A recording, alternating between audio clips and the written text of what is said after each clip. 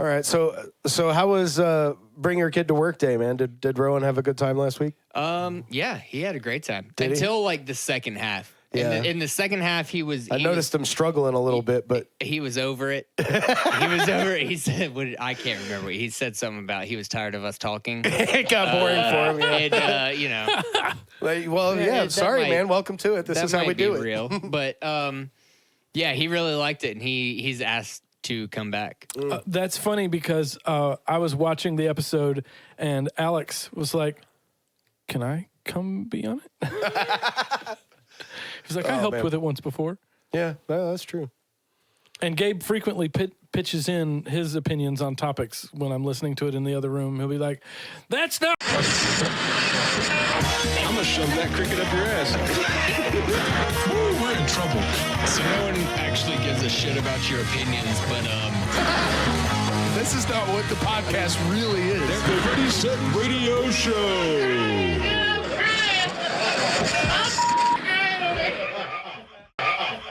So that may have been your best button. Yeah, that was a good one. That was glorious, dude. like it? Glorious. Whoa. Perfectly done. I guess you guys noticed Floaty's not here. Yeah, it's a floatyless episode. It's an awfully empty looking area over there, actually. Yeah. Yeah, it's a floatyless episode. We'll have to enjoy it while we can.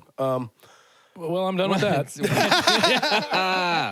Nice. But yeah, he's on vacation that he earned. I'm happy him. for him. He's been very busy, and it all will be revealed in time. Unplugged. Please stick around and make sure you like, share, and subscribe. You should do that. Yeah. Definitely. There's a button for that. There is a button for that. So stick around, and we'll once he gets back, we'll let you know what he's been doing. And it'll be a big deal. It'll be What fun. he's been up to. Yeah, because he's been doing it's stuff. been like our viewers might not have noticed, but he's mentioned it a couple of times. But it's been Couple months. 6 weeks. 6 weeks of the super long, heavy schedule, and then another month or so before that of like preparing. So yeah, he's been a busy guy. He's been going hard. Yeah. Excited to see what he has to show us when he gets back. That'll be fun. But anyway, He's going to show us something? well, I mean, yeah, there's going to be he's got some stuff to. I think he's going to tell us what he's been doing, and There's going to be some sort of I think he's going reveal. to show us a 45. yeah, There might be a reveal. yeah, there'll be a Would you reveal say, of some would you sort. say That's there what he would be said. a reveal? A reveal of some sort. Reveal Yes. of some A sort. reveal. Yeah. A reveal. reveal. It'll be a fun I show. wonder if Opus will pick up on that. It'll be a fun show. But anyway, to get into the ridiculousness right off the bat, though, Ridiculousness. I came up with this question, and I kind of pondered on it for a while, and it led me down a rabbit hole of different questions. And I like the idea of this one where if you had to have like a personality applied to one of your refrigerator, what kind of personality do you think that would be? And like, it doesn't just have to be a refrigerator. Like if something else pops, it could be a shower head. This it could question just came to you? yeah, sort of. It was part of a train of thought. It took me a bit to get there. No, but, I get it. That kind of shit. But I was just kind of in La La Land, and I was like, I wonder. Your brain just keeps going sometimes. It does, All right. man. All right. So, what's- that was either the result of a substance or kids' TV. Or both. I can neither confirm nor deny either of those. But that being said, like for example, if we were gonna, I love that. If to start it off, like if I said showerhead, like. Okay. If a showerhead was going to have a personality, I would want it to be the most respectful, professional personality that one could have, because, like, I know that's not a flattering angle, and I'd appreciate you just keeping it here. You know what I mean? Like, yeah. Like, so, like a doctor who's seen everything and is just like, whatever. Yeah. Yeah. A doctor who's seen everything. I like that. Yeah. I like the sound of that. Yeah, was you don't scare me. It was a scene off of, maybe it was Seinfeld or something like that, where like a woman comes in and flashes the man, and the man's like, I'm a doctor. That does nothing for me. I've seen everything. Man. I suppose that's the sad side of it. Hey, don't overuse it.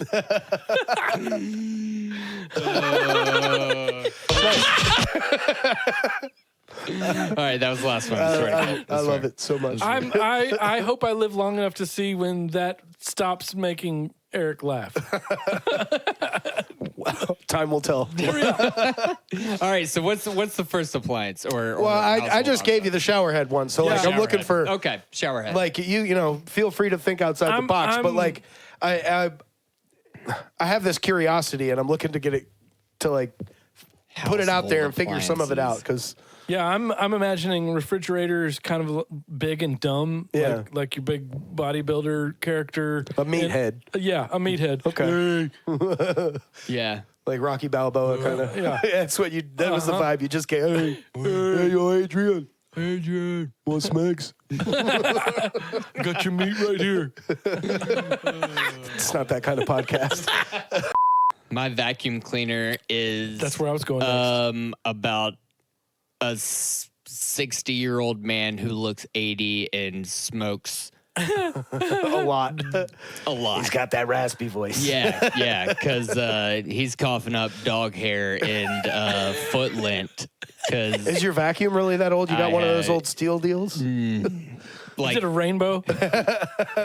What was the one from what was the movie? Brave Little Toaster? You know what I'm talking That's about? funny. Yeah, I was thinking, get out of my head. I was thinking about the Brave Little Toaster. Oh, what a good show or movie. Yeah. Oops. Yeah. Brave Little Toaster. They all had he was a cute little kid.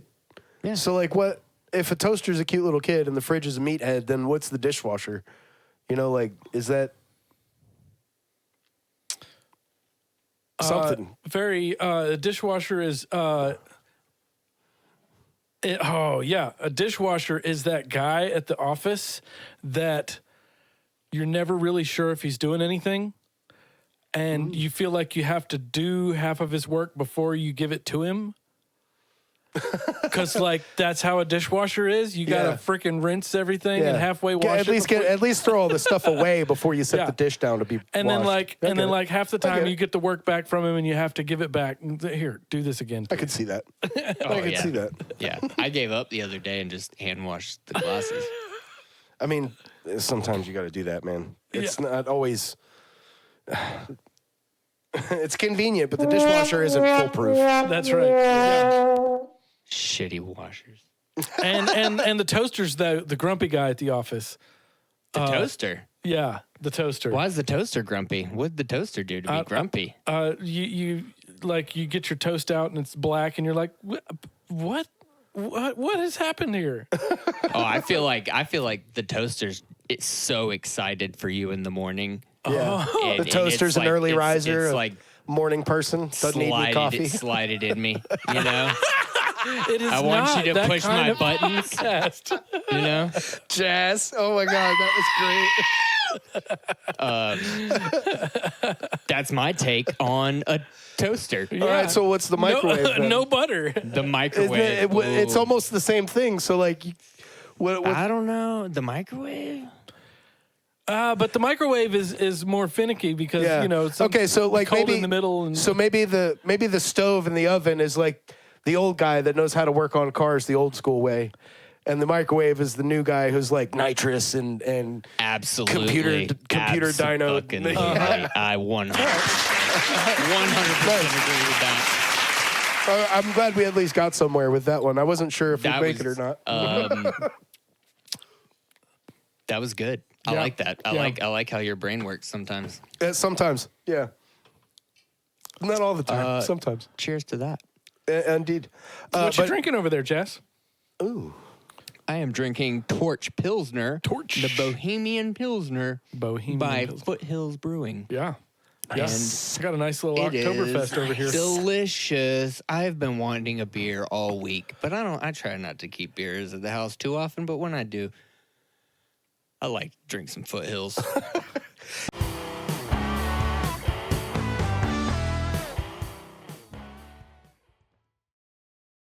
I've come up with these two questions for a week that Floaty wasn't here because he would have some things to say. You think he's got and good things? Yeah, generally speaking, yeah.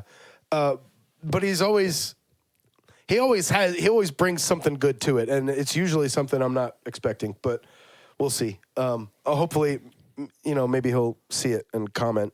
I don't know. Oh, better. maybe he will. Either way, That's fun. is Neo in the Matrix a Force user? Is that the Force he's using?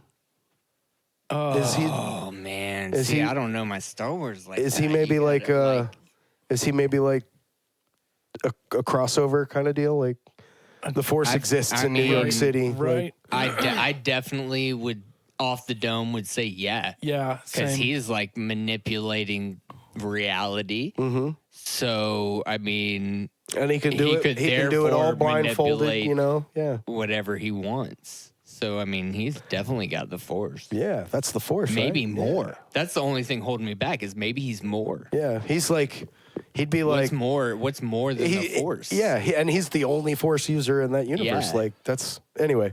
I thought that was an interesting Whoa. question, and I'm dying to hear Blowing what my Floaty brain has to up. say. But also, if you have thoughts, please comment. Let us know what you think. Yeah. Start a whole argument with Floaty in the comments. Because he'll have something to say about it Yeah. for sure. Oh, he'll tell you how wrong you are.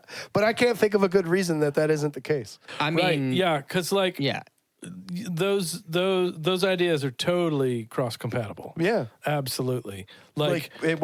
just because it's not happening, it's supposed to be happening on Earth and not in some galaxy far, far away a long time ago. Then, why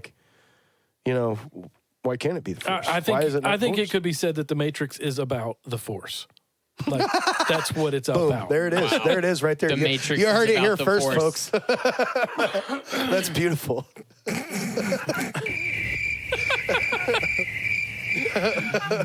Oh my God. Yeah. I'm interested to see what Floaty and everybody else has to say Yeah, about that. I one. Because the really- Matrix has a lot of deep spiritual implications to it. Like there's Absolutely. there is so much there to unpack. Do we Yeah. want to go down that rabbit hole? I mean, we could. Are That's we going that's what it's philosophy here of for. the and, But like, and if you are talking about what is the Force, is the Force that unseen source of power that you tap into that transcends time and space, and it is the collective of all.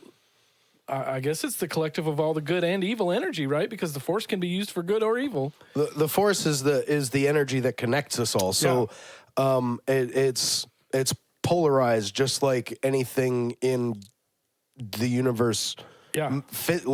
Physically is anything tangible in the universe is polarized to one degree or another in some aspect or another. And I think it could be argued that in the Matrix, Neo is using the Force, and the Matrix itself is trying to harvest the Force from the human batteries. The Matrix itself, the Matrix itself is a product of those trying to use and manipulate the Force. Yeah. Yeah. Yeah. Oh. Whoa. Anyway. Deep thought. I love it. Deep I love thoughts. it. I do enjoy that one. And the other question that I had for Pop Culture Pop Quiz today was, could Ghostbusters catch Pokemon? They're not ghosts, right? That's not the point. Right. Could they catch them? Like using their proton packs instead of a Pokeball. Like, could you catch a Pokemon that way? I don't. I don't know if they could use. don't- I think I'd like to see it. Yeah. I don't know if they could use their equipment to catch Pokemon, but I think they would get the Whoa. hang of the Poke world pretty quickly. The Poke world. Poke World, that's hilarious. And like, give them one of our phones to play Pokemon Go. I bet you it'd take them a minute. Take the first Ghostbusters, okay, and put Pikachu in Slimer's place. What happens? Wow. You know what I'm saying? Like, are they able to do something about that? Like, ghost cartoon. There's a fine line there, I think. Yeah. But would there be an effect? Another one I really think Floaty would have some words about. Like Yeah. he would be like, yeah. yeah, no, because something and Something. something. Yeah, he would have something to say. All right, I'm looking forward to this comment. later. Looking forward to this comment section. Can they suck up physical beings? I don't recall ever seeing that. So Would a cartoon Pikachu be a physical well, being? why would it be a cartoon? Pikachu's real. if we're talking crossover universes, Well, then I guess the same thing. I guess the thing that would happen to Pikachu if he's real and you hit him with a proton pack, the thing that would happen to Pikachu would be the same thing if we were to hit you with a proton pack or an animal, which is I have no idea, to be honest. I don't think it would be good. We don't know. I don't think it would be good. Egon would probably tell us not to. You know who would know? It's not a toy. You know who would know? Floaty. Floaty would know. The guy who sits in that chair. Yeah, Floaty would know. We miss you. We miss you, dog. This episode is going to be called We Miss Floaty. Floatyless. A floatyless production. Oh, sad. Right. So Here we are. anyway. Yeah, I think if you hit a being that's not just a ghost with a proton, would you suck the spirit out of them and capture their ghost I don't know because and leave their body in a pile on the floor? The stream is an actual stream of plasma. Right. So like there is Stream of physical plasma. there is physical substance to it. Yeah. And if you hit a physical being with it, I imagine it's nuclear powered. It's that plasma's hot. It's got to be. You'd get burnt. You'd get Right. burnt up. Like Yeah. you wouldn't survive it. Right, your body would get disintegrated and leaving your spirit Trapped. to be captured by it. Yeah. And interesting. Yeah. Interesting. Very, Still haven't very answered about the interesting. Pokemon yet, but well- we'll see what the internet has to Well, say. that would be So- how we would find out if a Pokemon has a I spirit. mean, like a okay. So a Pokeball is using some sort of energy to catch it. So they are capable of being captured with energy. yeah. So therefore, the pack should Okay, work. so so what the pack would question really comes down to is in our world, a Ghostbusters proton pack, is it a Pokeball? right. Yes. Maybe it's Or precursor. that's the question. It's precursor. Yeah, it's the precursor to the Yeah. Yeah, Pokeball. it's the same concept as a Pokeball with a different application. Yeah. Right? Interesting. Yeah. I can't wait to see what the internet has to say about that. Yeah. Now, last Give us your question. opinions. Last question. AI, is it overhyped, overvalued? Whew, that's a great question. It's funny because I was just thinking someday AI is going to be scraping our videos for our opinions. Mm-hmm. Already is. And our And feeding it back to us yeah, probably. with ads. And the stuff that we just said will be passed on to somebody else someday because of AI. yeah. I think it's so interesting because my oldest, Gabe, was not too long ago building AI servers so he could learn to train them and stuff. And lately he's been talking about, and I'm trying to keep up. His opinion would mean a lot if we could get that for this because I can't wait to hear what you say. He's 'cause- been speaking negatively of generative AI. Time out. Hot damn. Let's do it. Oh, hot damn. All right. He's been speaking Hot damn, let's negatively do it. of generative AI, which he calls AI slop. Yeah. That's your Chat GPT, your image makers, your all that shit. That kind of Yeah. stuff. He's been calling that a waste of resources. And I'm happy to say that my kid is conscientious of the environment and the toll that It takes a lot. Yeah. Water, electricity. Yeah. yeah. And so We can raise your kids right. right, and I got lucky, man. And so he has been speaking negatively of that, though we do still talk about, I think, the biggest, coolest feature of AI is going to be what it can do in the medical world. Because AI can analyze scans and stuff That pattern recognition is Pattern unmatched. recognition. That's all. Yeah. in a way that humans just cannot. And so I'm really looking forward to see where it'll go with that. I think using it for science will be fantastic. Using it for entertainment kind of gives me the ick. Yeah. Dude, I've seen, man, the other day, somebody showed me, it was like a retro soul cover of System of a Down. Yeah. And it was AI, and I really wanted to hate it. And it was really good. Oh, that's It was really good. I hate to hear that. Yeah. Oh no, not good. Oh my God. I was like, this slaps. Damn. I really do hate to hear that. That's unfortunate. Because it was one of those kind of moments for me because I have been telling people, oh, AI will never make music that's like really good for those of us who are, critical and, fuck. Yeah. It slapped. Yeah. It's So- and it's the whole thing out there, man. Like you see the people using it to take one song that's done in a specific genre. I mean, what would this song sound like if it was done at a different time in a different genre? Yeah. And it's everywhere now. And some of those questions need to be asked, but no. there are humans that can do that. Yeah, man. Do you guys know? exactly. Do you guys know about Anthony And it'll Vincent? be better. Right. Not by name. He's a rock singer. Right. And he's got long curly hair, and he's a very handsome man. He does a lot of things like, what if Does he have some facial hair? yeah, a little goatee Yeah, sort of thing. yeah, I've seen him do his thing. Yeah. What if Miley Cyrus sang such and or what Yeah. if Ozzy sang such and such by yeah. Miley Cyrus, and he does a fantastic Yeah. job. I've also seen him do some collabs with other guys that Yep. do the same sort of thing. Yeah. The one guy I've seen him do it with is this. He's your average looking white guy with glasses, but like his screams are some of the gnarliest, dude. Yeah. And you just don't expect that to come out of him. And, oh man, I love a package like that. Yes. You know, where it's Yes. like, oh man, holy crap. Those are the things that I think make the internet so great. Yeah.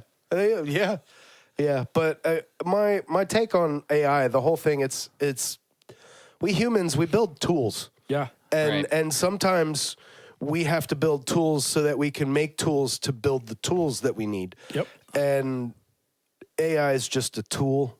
And Absolutely. It's got to be its best application is not in every facet of our lives. Right. Yep. Entertainment and content creation.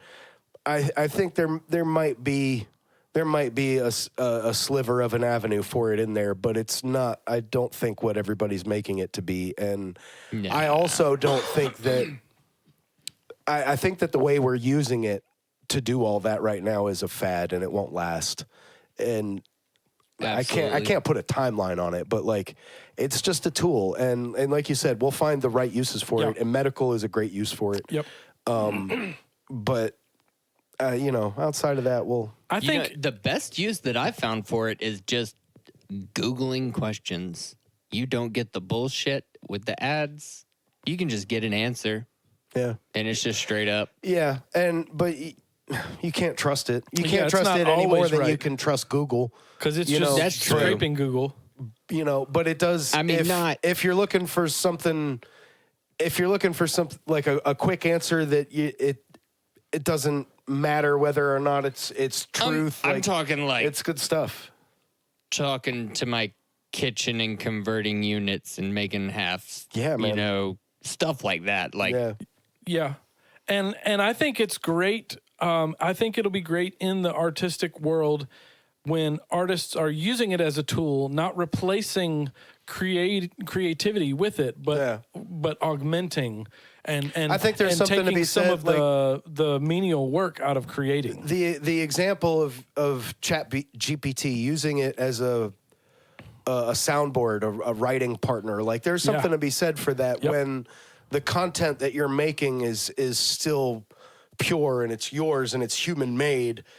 If you use Chat GPT as a writing partner or a soundboard, like I said, there might be a sliver of an avenue for its use in entertainment, but it's not nearly the tool that I think people are using it as. I think eventually it can be your engineer while you're recording a song. Yeah. I think it can help you mix and master. And I think it will allow individuals to to release their art without having to have the expense of involving a whole lot of other people to get it out there. And I think it'll make, I think it can be very useful for that. I don't want to be replaced as an engineer, but I think there's sometimes people just can't afford you. There is that, but that still doesn't mean that it's going to make good music, because all of the things that go into making a song, a good sounding song, there's a lot of production there, and if you don't know exactly what to add where, then you're not going to get there, whether you use AI or not. Right. And I think it can be helpful in that. I think we're better off if we don't try and get it to do all of it for us, but I think it can be helpful for people who don't have the access to all the people to help with that. Computer's got no soul. You got to put some soul into it. That's right. Yeah. You know? Yeah, and that all of that, there's sometimes just the human element is the soul, like and Just you that got to touch. have the human element to know what that is and to know where to put it and what it sounds like, and sometimes a little bit of production goes a long way, and that's not something you're going to find a computer can give you. But you know, who am I? Right. You started to say something that is a quote. I say stuff sometimes. Yeah, and I'm trying to think of the full say stuff quote a and lot. who it's by. Something to the effect of, a computer has no soul and therefore it should never be an artist, or something like that. I can't remember what it is. Right. That's so true, dude. Because like, real art asks questions. And I'm talking about like in any medium, it asks questions. You see a sculpture or a painting, and what is that? Like it if it's good, it'll draw you in and make you ask questions Everything about it. It was thought. Was intention. It was decided upon by the artist. Someone's intention. Right. Yeah. Yep. And sometimes, like Bob Ross would say, sometimes it's a happy accident, but that doesn't happen without a human touch. Right. You don't get an accident without a human touch. Oh, I mean, how much can we see AI generation now because of the perfection? Yeah. The smooth faces is so creepy. It is. It is. The no blemish. It is. And Weird. I don't know. There's a lot of ways you can look at it. And I like the dead internet theory, and I think that we're heading in that direction, and that AI is going to be a big catalyst in us heading that direction. Excuse me. Sorry. We got a cough button over there. Editor, you can take that out. We'll fix that in post. Yeah. Tell me, I've heard about the dead internet theory, but I don't completely know what it is. The dead internet theory is the idea that when the internet came about, we were like, oh, great. All of the information, all of the entirety of human knowledge and experience at anyone's fingertips at any given time.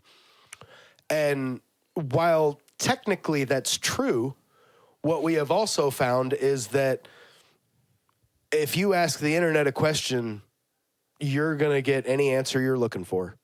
All the answers. Yeah. Yep. Regardless of what, and you're going to get anything. Some of them will be fun. Anything that you look for. And none of them will be right. exactly. And or 1 out of 10 will be right, you gotta and you'll find have it. no way of knowing which one it is. And just through Declining authenticity. and just through the general way things work, when we as the consumer realize that the internet is not good for anything real, we're not gonna want to mess with it for anything real. I think that I don't remember who I was talking to. I think it actually might have been Jesse, but at some point, we're going to get to the point where we realize that the internet is purely for entertainment purposes only. Right. Yeah. And because while you can find factual information, there's going to be 9 other things that say something different, and you're never going to be able to distinguish what's what. Yeah. Yeah. Okay. Yeah. I mean, yeah, it's I already don't- getting there. I don't buy it. You don't buy that? I don't buy it No? because I think as the internet evolves, and the because You see the internet as a living thing then, huh? kind of sorta. It is not a living thing, but it is a maintained thing, even though it is a crowdsourced maintained thing. One of the things Almost I've like been maybe the internet itself is the collective conscience. well, it's becoming a Did I just blow somebody's mind? I blew somebody's mind out somebody's there. I had mind to. out there. Well, If I it just blew is- your mind, comment, please. It's becoming kind of a facsimile of the collective consciousness because just by the very nature of the way it works, it is the so the internet is the collective consciousness of all of our devices. Well, the other part about the dead internet theory that I hadn't gotten to yet is the idea that social media will basically be overtaken by bots. Oh, right, yeah, So and it'll just continue to. and to degrade because the bots are just meant to get the engagement, and the way to get that engagement is outrage and argument and Yeah. like Yeah, and there's literally no use for it. and I feel like at least the way I understand it, the dead internet theory is more true when applied to social media than anything else. I do feel like I've been saying for years. Well, absolutely, but know- social media dominates why people go to the internet to begin with. Well, see, but what you got to understand, and maybe this is because Mr. Jason is a technical guy. There is so much happening on the internet that does not involve humans. Yeah. And that stuff it ultimately involves humans because it's controlling things that we use in our day-to-day lives, but there is not a human interacting with it. And so Right. that part of the internet, I don't think is going to die. It's going to become more and more prevalent. But if we're talking about the dead internet theory, just in the way that we directly interact with the internet, I could see it more. But even still, I've been saying for years, when we were kids, we spent a lot of time in school doing memorization because you had to memorize facts because you might need them someday. Nowadays, that's not true at all. Nowadays, what we should be teaching our kids is not how to memorize facts, but how to discern truth from fiction. Yeah, because the facts are already all it's out all there. You out don't there. need to Right. know them. You just need to know how to tell, okay, when you see this, you can be reasonably sure that Yeah. it's true. When you Peer see this- reviewed, ladies and gentlemen, Yeah. peer Yep. reviewed. And that's bringing this full circle back to AI. That is one of the things where AI does excel is that it can go through all of the entries for a piece of information and more quickly ascertain what's most likely to be true than Google can currently. Yeah. Well, I haven't started using Google's AI yet. I'd still go to chat when I need something. What's that called? Like Gemini? Gemini. Yeah. Nice. So I think there's that value, and maybe someday AI will get involved in social media in a way that it can squash the bots. Who knows? That would be, I guess that's a bot squashing bot, an anti-bot bot. I mean, I don't think it'll outpace. Damn, I just got meta all over. I just so Inception. What you're saying is the infrastructure is always going to be there. Yeah. Yeah. The Like hardware, we'll always the use the internet networking. for things like Yep. regulating our traffic lights. There and- will be pockets of just Yeah. like the dark web. but or we'll whatever. stop But using the internet the way that we're using it now. When it's so anthropologically, like there will be a shift where people do not it won't go to the internet. I believe every that single practically second. speaking, in the dead internet theory, what it's actually going to boil down to is that the internet itself is not going to take up such a huge part of each and every individual's daily life. Yeah. Okay. It's theoretically speaking, Yeah. we won't be as like social media. We already know that it's in no way really good for us. It's bad for the brain on so many levels. The tracking. regardless of the age. It's just the younger you get, the worse it gets. And and the older you get, the less use you have for it. Like, Right. so it seems counterintuitive to being a human in general. That's very interesting because yes, I don't disagree with any of that, and yet I also think Well, you can't because it's factual. Right. It's and I'm It's Mr. real. Jason, so like, but I think that someday human bodies will be internet connected. Interesting. I think that will be Like a the thing. the brain in the jar. That'll Hi, be- I'm Beard. Digital handshake. Right. That'll be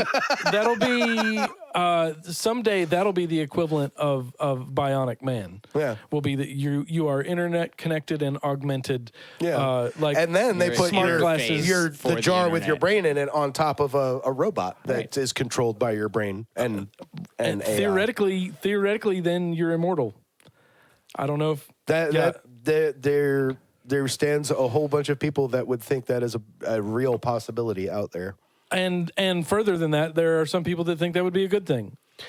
I can't say that I'd be one of those. Maybe this is my dystopian outlook on the future, but I don't think that would be available to anyone but The super rich. the super fucking rich, Now, the ones that don't deserve it. Here's and they're here's gonna a further moral use it conundrum to for you. Fuck us up. If it did become my language. a real thing that happens and anybody had access to it, and it wasn't a class based thing. Right. Let's say I wanted to do it, but just in case, put an off button. Yep. Would there? Do you think Limits? Do you think that off button would come with the same sort of moral quandary that unaliving oneself might come with? Right. Yeah. Yeah. Yeah, a disconnecting question, from right? Yeah, disconnecting mean- from because ultimately, unaliving oneself is disconnecting from the reality that you know, Yeah, and that's what that would become. And then next thing you know, you're a brain in a glass jar floating there connected to a bionic body. And you're like, oh no, evolution was a mistake. Too late. And there's no off button and you're just there. Right. Yeah. Until, like, I'm done with this. With yeah. your consciousness sitting on a vat. and your brain floating in some special goo that means it's never going to decompose. Emotional damage. Yeah. Of the worst kind, Yep. dude. Like, Yep. yeah. So, I'm all in favor of off switch. Yeah. Yeah. Yeah. Nice. I'm off Dude, switching. can I tell y'all? But I like it because it gives you the opportunity to be as immortal for as long as you can stand it. You know? Yeah. Not that I want to stand it for Yes. long, but you have the option. You have the option. Can I tell you my deepest fear? Ooh, yes. When did this fear start? It's been Tell me about your no. It's been a number of years. And if you're familiar with the Metallica song One, I probably don't need to say anything else. Okay. Oh. My deepest fear is being trapped in my body, aware of what's going on around me, and Yeah. completely unable to communicate. Limbless, no sight, no hearing, no speech. You just got to lay there. You got nothing. Yeah. Yeah. Or even worse would be sight and hearing and awareness of what's going on around me and no ability to communicate. Well, Yeah, if you've that got would be sight, you can absolutely- blink. You can communicate. Right. Well, if for some reason the pathways didn't work. Okay, so you're conscious enough that you can see, but only if somebody opens your eyes and then spits in them every so often. Right. Yeah. Well, your body will automatically knows when to blink. So I mean, Right, that could yeah. just be an automatic function. You can have no control over when That's those true. blinks happen. That is an autonomous thing. Yep. Interesting. Yeah, Interesting. that's my deepest fear. And like that would be yeah. That's funny. My deepest fear on that level would be being buried alive. Woo! Yep. Oh yeah, that one's up there. Yeah, because like even if you're just a torso, you could move around. Uh-huh. Like you're gonna hear me, motherfucker. Yeah. Yeah. I got shit to say. Yep. Isn't Yeah. that why they used to tie a string on a bell when they buried somebody? Well, I think the reason they really did that was because they had there for a long time. We were really bad at telling whether somebody was actually dead or not. right. yeah. Yeah. And yeah, so yeah. You'd have a dead ringer. Yeah. I heard I guess it wasn't a joke. It was I guess this would be a campfire creepy story about a prisoner who was hatching a plan to escape, and he was working with the mortician in the prison to put together this plan. And every night there was a bell that would ring, and they would take the dead in the caskets out and bury them or whatever. Let's pay a bill. Hey, let's pay a bill. While I'm telling a story. Well, yeah, it's your commercial. Hey. Got sound? You know that feeling you get when you smell your first cup of coffee in the morning? It smells like success, like a cheat code for life. Well, that's the feeling you get when you gig with Grind and Brew Productions. Grind and Brew Productions. Sounds so good you can taste it.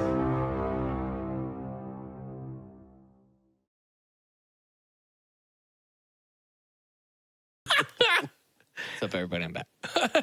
So the prisoner hatches this plan with the coroner or whoever he is in the whatever that person's title is in the prison system, that the next night he's going to sneak out and get into the coffin with whoever it is that's in there and be taken out and buried, and then the next day the Trying to pull the old Count of Monte Cristo. Yeah, he's gonna dig him up and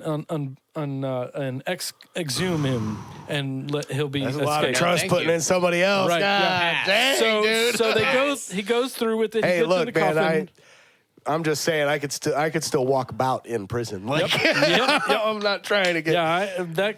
Goodness, claustrophobia, no way. Yeah. So anyway, he goes through with it. He gets in the coffin. He gets buried, and he waits and waits and waits, and he's like, well, any time now. And he's like, well, you know what? I wonder who I'm buried with. And so he grabs his lighter out of his pocket and lights it up, and it's the caretaker. No! Fuck! Ah! Ah! Yeah, there's your my fear. God. There's your fear. For years, that story gave me the creeps. All right. Nope. Nope. I'm staying my ass right here in this cell. I'm gonna live here. Yep. Your fears are way more realistic, I would say, than mine. Ooh, what's yours? Like ultimately, like my biggest fear would be is the nothingness, like being launched into space or untethered and fucking gone. That's funny because that's how that's how I want my body to be dealt with when I die. Like, I mean, shoot me into space out of a cannon and just fucking let me go. More along Jason's line, being completely aware and just being unable. I mean, there is nothing you can do. Nice. That sounds awful. So like this is in the beyond.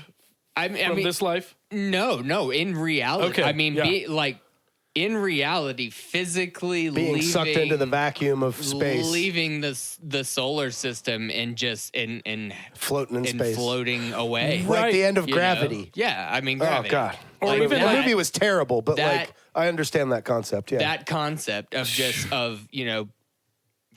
Yep. being launched into space because of some reason and not being able to get back and being able to do nothing about it and just trying to swim back and there's just nothing. You're like literally watching reality leave until eventually it would be so far away that you wouldn't see it and you would be surrounded by blackness and hope to God you could see some stars. I feel like you would have nothing. My heart would literally give out before that point. I would. You'd panic and pass out and just not come back. Yep. It would definitely be. And that's if you've got a spacesuit on. A limit to your psyche. Yeah. That would be a mental break. You'd moment. pull a 2001 Space Odyssey and just not be able to hang, dude. Like, gone. Yeah. And next thing you know, your head swallows itself and you're just done. Yeah. Oh, that's man. what would happen. So on to speaking of rabbit trails. Okay, here's a confession. Here's a confession. Not rabbit trails. I'm sorry, rabbit holes. That's even I was just thinking a little holes. trail of rabbit pellets, dude. No. Just little. So just the other day, the concept of going down a rabbit hole came up. And I think for the very first time in my life, I realized that going down a rabbit hole does not just refer to how what a maze rabbit dens are, but literally refers to Alice in Wonderland. Yeah. Rabbit hole. Yeah. It was in the last couple of weeks that I made that connection that rabbit hole refers to Alice That in is Wonderland. literally. You know, for being Yes. for being Mr. Jesus, we have so much to teach you, Mr. Jesus. Mr. Jesus. For being Mr. Jason, we have so much to teach you. Yeah. That's just to let y'all know that I'm human man. and I don't have my head wrapped around everything. A blind dating show. You know, and what was it you said earlier? And I like pulled the curtain back and gave you side eye. Oh, it's when you use my cackle too many times. So I want to go back to the space thing. So I was talking about how I Back want to be space.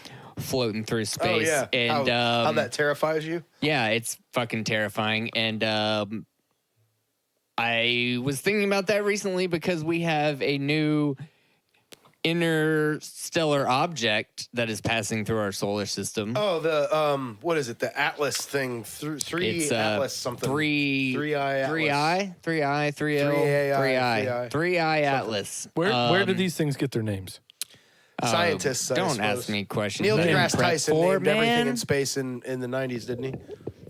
Come on, Neil, you can do better than that.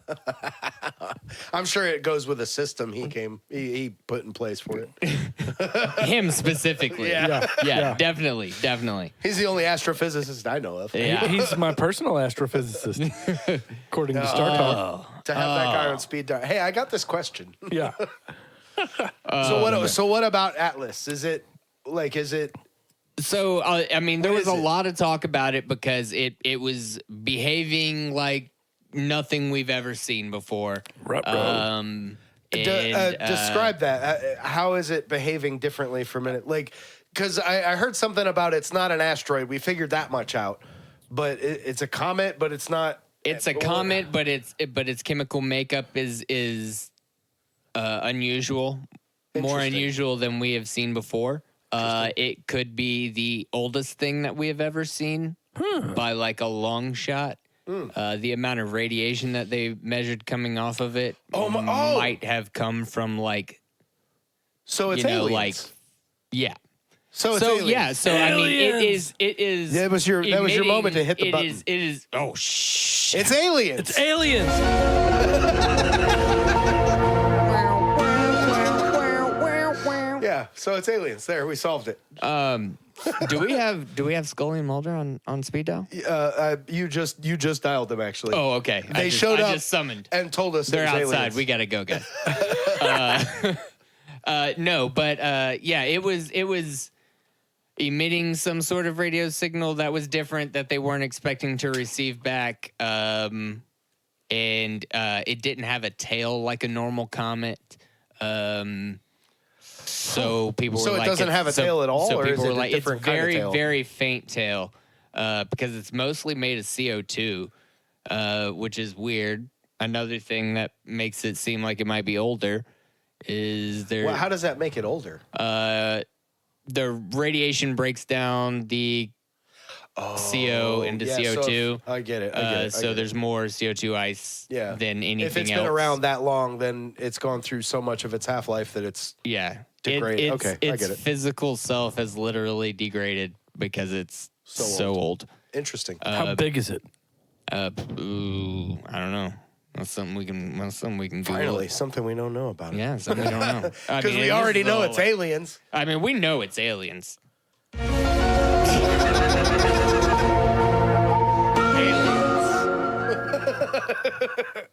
Aliens. My hair's not big enough to be that guy. Who's that guy? Oh, yeah, okay. the history, ancient aliens. The guy, ancient aliens, Gestapo, something. He's Greek. Yeah, he's Greek. Hey, man, it's Greek to me. The size of the nucleus of the comet 3I Atlas is estimated to be between 320 meters, 0.2 miles, and 5.6 kilometers, 3.5 miles. in diameter. So I mean, that's a big range. Yeah, that's a big range. And wait a minute. We will know more. Say it one more time. It's between 0.2 miles and 3.5 miles in diameter. So it is roundish. Okay. It's a little elongated. Okay, so maybe So it's more not like- football shaped. It's football shaped, not turd shaped. Yeah. Okay. All right. But that's still big, man. That's It's like big. It's that's big. that's like got to be as wide as like the maybe not quite as wide as the island of Manhattan, right? Yeah. That's big. Yeah. right, it's big. assuming that it is the 3.5 miles, not the third of a mile. If it is 3.5 miles, that's a big mother. Still, third of a mile is not small either. No. No. Either way, it's enough to put a dent in the earth. Potentially weighing not over that it's going to. 33 billion tons. Yeah. Yeah, that's Approximately some heft. 130,000 miles per hour. Yeah. It has been traveling for billions of years. That's fast. So yeah, that's crazy. Yeah, they're telling us it's not aliens, but you know what it is. Right, it's aliens. It's aliens, It's gotta guys. be. It's got to be. If What it's else been would travel traveling for billions billions of years, It's billions. what Billions. propels a thing that's been traveling for billions of years? Well, in the vacuum of space, you don't need You don't need propulsion anything. past the initial Fair. Yeah. movement. Yeah. That's yeah. So if for Conservation of instance, motion. if it's a piece of a planet that exploded for whatever reason, or like Yeah. Yes. it got the sun that it was orbiting made it, tried to suck it up, and a piece explodes, and something goes flying off, and past that initial explosion, it doesn't need any propulsion in the vacuum of space. I heard So it just referred goes, to as- and it just goes and goes and goes. I heard it referred Till to something as stops a it. protoplanetary object. So this is something that would have been gathered by the gravity of everything around it, but this Right. one slipped out. And so it could have just been a piece that was going to gather in a planet and then got thrown flung out about, of an orbit. who knows yeah. how. So yeah, this is physics crazy, a yo. fragment of the Big Bang of some other galaxy. Potentially, yeah. Well, the Big Bang isn't a galaxy thing; it's a universe thing. That's the entirety of The galaxy known is universe. just Milky Way is just a galaxy. This is a fragment of the Big Bang of a different universe that has made its way into ours. different galaxy. It's not a fragment of a Big Bang at all.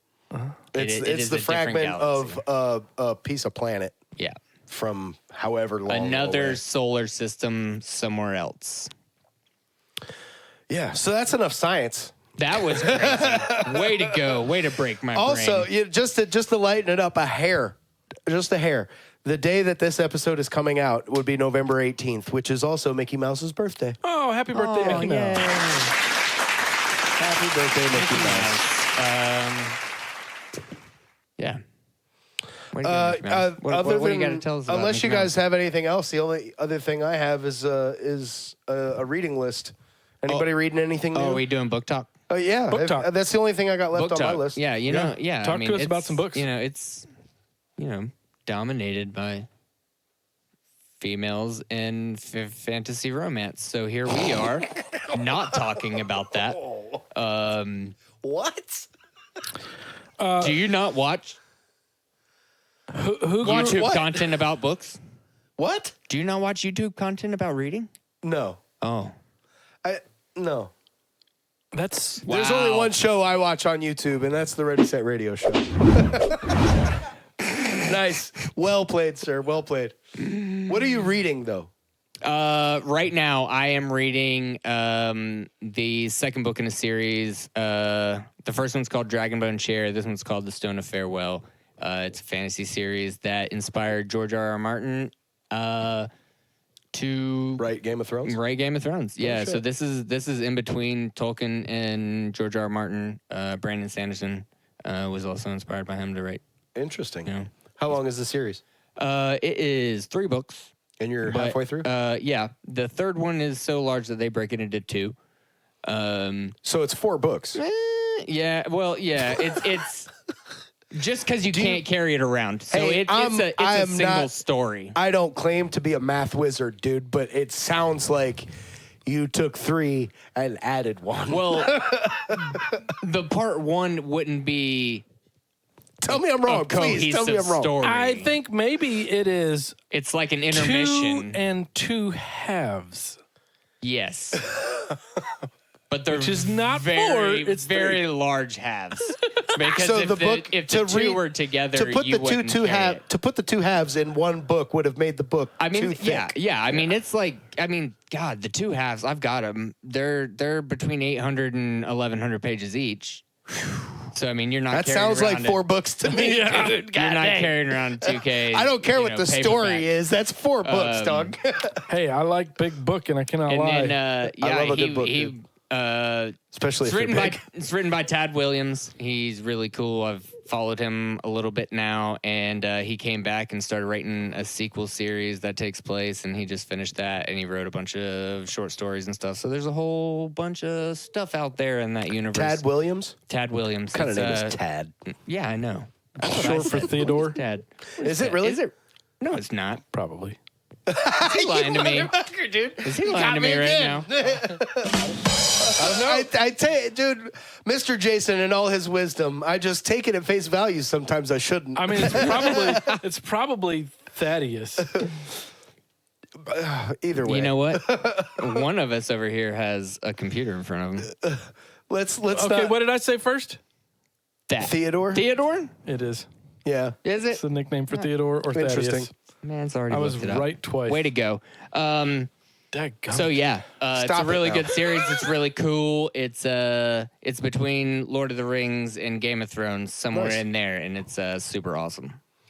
Nice. Cool. I dig all it. of all of the fantasy of Lord of the Rings and all of the violence of Game of Thrones. The violence and the political. Not that Lord of the Rings was short on violence. Please don't Right. come for me, internet. Holy shit. the interpersonal relationships of Game of Thrones in a super detailed fantasy world. Ooh, I like that. Yeah. Because that was one of the things that made Game of Thrones what it was, if you ask me. Oh yeah. How all the characters were written and intertwined and distance played a part, but not so much that the story didn't happen. You know what I mean? Like, oh, I mean, man. like the White Walkers were an antagonist, but before that ever happened, the conflict of the story was generated by the characters. And he worked it into the story to be like he worked the backstory get into the into it. story. It was Yeah. I really enjoyed Game of Thrones, Yeah. to be honest. If you enjoyed it, you should read Dragon the Ball show. Z. I didn't read the books. I'll bring. Oh, I to be honest, I'd love to read the books, and if I was going to get into a series of books to read, Game of Thrones would be the ones. I refuse. Really? I refuse until it's finished. That's fair. That's fair. I've read even two of George R. them. R. Martin admits he's like, yeah, no, I'm slow as shit, and I'm sorry, I've, but I've read 2 of them. Started to read the 3rd one and switched to some because you got to take breaks every once in a while. But Yeah. yeah. No, I so, get it. I get it. What are you reading? right now I'm actually reading a book called Tom's Crossing. By Mark Z. Crossing. Danielewski. Yes. I hope I'm I know saying the that name. Is that a hyphenated name? right. Not that I'm aware No. of. Wow. Yeah, That's a hell of Z a Daniel name. is his Danielewski. middle initial. indeed. I don't know what it stands for, although as far as middle initials go, Z is the most interesting of the initials.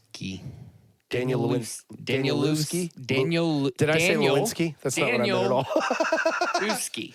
Danielewski. Lewinsky? I don't know. Danielewski. Yeah. Anyway, Yeah. he's Anyway. he's most famous for a book called House of Leaves, Yeah. which I've read and love. It kind of has its whole own cult following. Actually, Yeah. Alex, I know that he is a huge House of Leaves fan. He's read that book Point many at that times. camera. Shout out to Alex. He came out with a new book, Alex. You should read it. It's called Tom's Crossing. I picked it up because the first thing that I had heard about this book was a blurb that Stephen King put out on. I don't think he's on Twitter anymore. I think it was Blue Sky. Doesn't I matter. rate that opinion highly. I would too, especially coming from Stephen King to write about another writer Yeah. and his work. Anyway, Stephen King said very good, glowing things about this book. It's unlike anything he's ever read. He absolutely loves it. It's the next great American novel, etc. And I was like, first of all, I know House of Leaves, and I love it.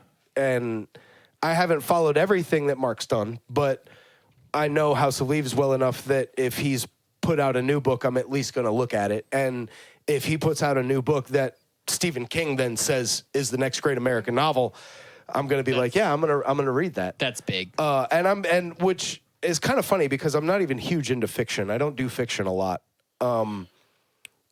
But it piqued my interest just on that alone. So I went and I took baby girl and we did a trip to Barnes and Noble, and I got her a copy of the Grumpy Monkey, and I picked up Tom's Crossing for myself, and I'm trying to, like, yes, you should be a reader. You need to read. Reading is good. Do that. So, like, books all the time. And I'm glad I found this one because it's a tome, dude. It's 1,200 plus pages long. I love to get lost in a good book like that. Oh, man, it's so good. It's so good, dude. I'm like 400 pages in.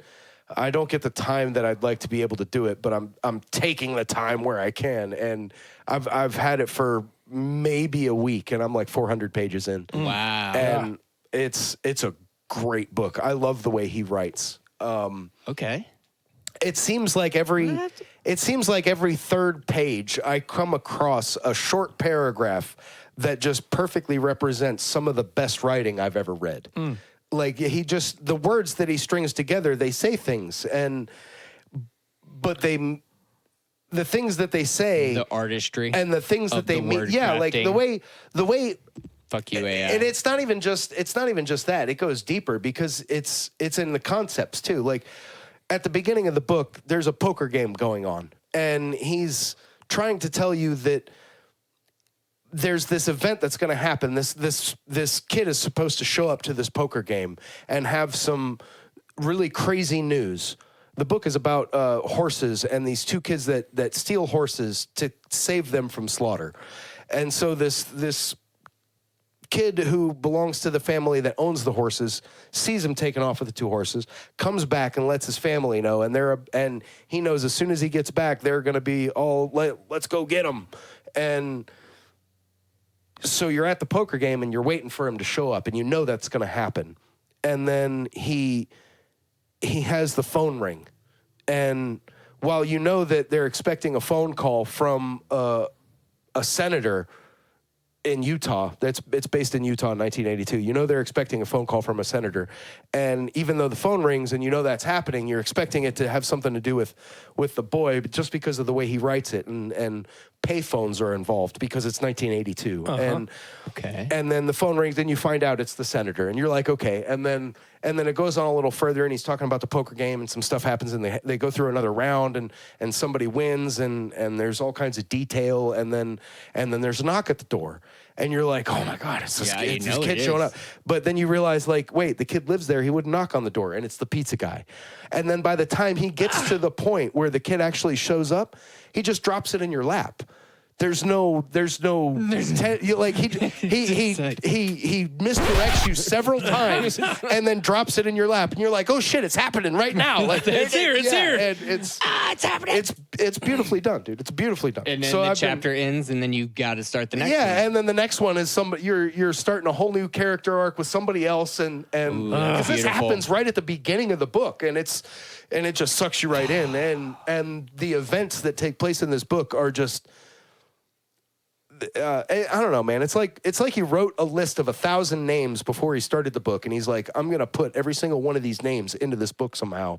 And because it takes place in a small town, there's all these names that he's adding where this person and this person and this person debated this moment in the story at this bar in 1993. And dude, and Do it just goes. Do you recognize names across? No, there's so many of them you can't. Oh, wow.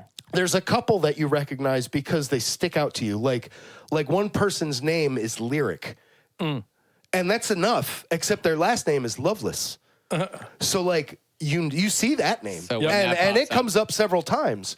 But, like, I'm not so far in the book that I know that there's some sort of pattern, you know? Like, it's just, holy shit, this is a small town. Everybody knows about these incidents, and they're all talking about them. and somehow I'm the only one that doesn't know what happens next, and it just sucks you right in. And that and sounds now I'm awesome. It's great, dude. It's That's- great. I'm I'm gonna- loving it. I'm loving it. Tom's Crossing by Daniel. I'm gonna blow your mind. Mark Z. Danielewski. It is not Danielewski. It is Danielewski. Danielewski. Is how. Oh, that would explain. Danielewski. Okay, And his that actually makes dad's sense. name is Tad. No! Shut up! I take back what I said about the name full Tad. circle. Mark, don't come for me, dog. Right? Oh, Full my God. circle. Oh, that was. Oh my God, I couldn't have planned that better. Nope. dude. That's incredible. What an incredible Was it Theodore segue. or Thaddeus? It just says Tad. Brilliant. See? Yeah. Brilliant. Just Tad. Just Brilliant. Tad. Just Tad. Let's find out. I think that. Oh, wow. we're-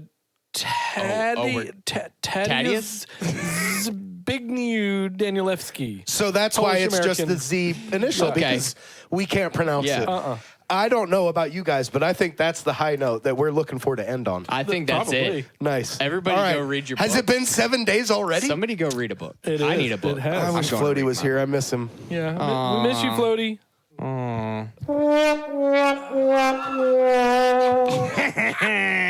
All right. That's it, folks. See you again in 7 days.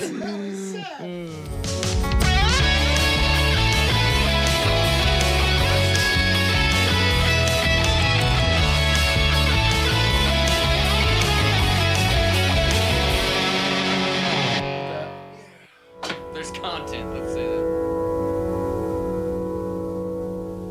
There's content. Content has been filmed. It is Wednesday. Nice.